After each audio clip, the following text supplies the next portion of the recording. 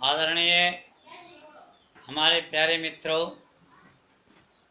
और हमारी माताएं एवं बहनों, आज मैं अपने इस चैनल पर आप लोगों को नवरात्र के विषय में कुछ अपने दयाल प्रभु की कृपा से, गुरुदेव की कृपा से बताना चाहता हूँ। और इससे आपकी, अगर इस विधि विधान से आप भगवती का पूजन करेंगे तो आपकी हर मनोकामनाएं पूर्ण होगी, इसमें कोई संदेह नहीं है। प्यारे भक्तों, नमस्कार। आज का विषय है नवरात्र का नियम। तो नवरात्र से एक दिन पूर्व आप सभी छौर कर्मादि इत्यादि करके और प्रेम से स्नान करके अरवा भोजन करें और सिंधा नमक, चना की दाल इत्यादि को बना करके खाएं। लहसुन प्याज या पवित्र भोजन, अशुद्ध भोजन अमावस्या से ही घर में नहीं होनी चाहिए, नहीं बननी चाहिए। हो सके तो सभी परिवार इस नियम का पालन करें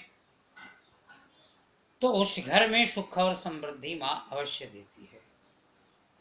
प्यारे भक्तों, उसके बाद अमावस्या के दिन स्नान करने के बाद में अपने पितर देवता का आवाहन करें कि मैं कल से अपने घर में देवी की उपासना और पूजा करना चाहता हूँ। और स्नान ध्यान करके पहला दिन, नवरात्र के प्रथम दिन में, पहले दिन में स्नान करके अच्छा वस्त्र पहन करके, लाल या पीला वस्त्र हो, उसको धारण करके प्रेम पूर्वक माँ की भक्ति करे। मंत्रों के द्वारा कलश का स्थापना करे, घट की स्थापना करे। घट में ही मृण्मयी नवदुर्गा की स्थापना होती है, इसलिए घट नवरात्र में प्रधान है, कलश प्रधान होता है, कलश रखनी चाहिए। कलश के नीचे नदी से स्वच्छ बालू ला करके और उसमें जव के दाने डाल दें। माँ की कृपा ऐसी होती है कि 9 दिन में ही कलश के नीचे में डाले हुए बालू में जो जव हैं वो कलश को भी ढक देते हैं, इतने बड़े ऊंचे और लंबे हो जाते हैं अगर माँ की कृपा हो। अत्यान्धुनान वर्णानां, घर के में कभी 9 दिन के अंदर कभी क्लेश नहीं होनी चाहिए किसी चीज के लिए। शांति और प्रेम का वातावरण हो और उस दिन अगर सामर्थ्य हो तो पंडित जी को बुला करके वेद मंत्रों के द्वारा कलश की स्थापना हो। प्रत्येक दिन दुर्गा सप्तशती का पाठ हो।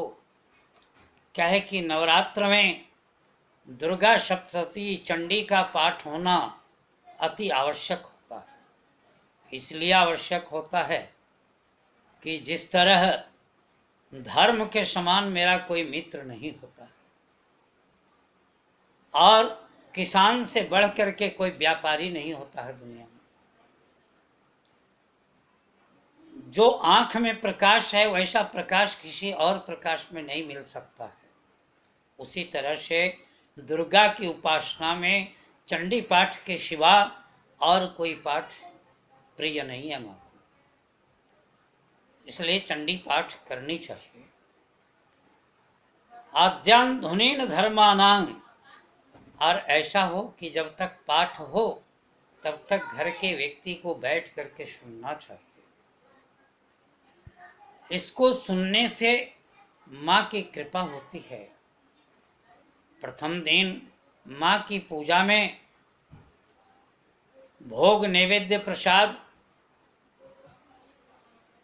प्रथम दिन माँ को मालपुआ और हलवा भोग लगता है और फल का प्रसाद भोग लगता है। दूध, दही, घृत, मधु ये पंचामृत बना के शर्करा मधुरं क्षीरं दधि दुग्ध समन्वितम पंचामृत मया देवी परिपूर्णम तदस्तु में, इस मंत्र से पंचामृत का भोग लगता है।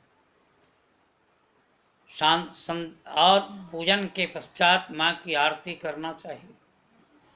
आरती बहुत प्रकार की माँ की है, और आरती ऐसे नहीं कि उठ के खड़ा हो गए और आरती चलाने लगे ऐसे करके खूब जोर से माँ के सामने। आरती में प्रेम हो। आरती माने आर्त, आर्त शब्द को, दुख, आर्त माने दुख होता है, तो दुख को मिटाने के लिए आरती की जाती है। पूजा में जो हमारे द्वारा त्रुटियां रह जाती है उसको पूर्ण करने के लिए आरती की जाती है।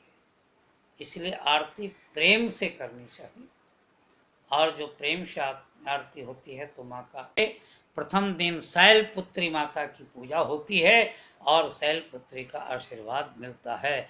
बोल दे श्री आदिशक्ति जगत जननी माता की जय और दयाल भगवान की जय।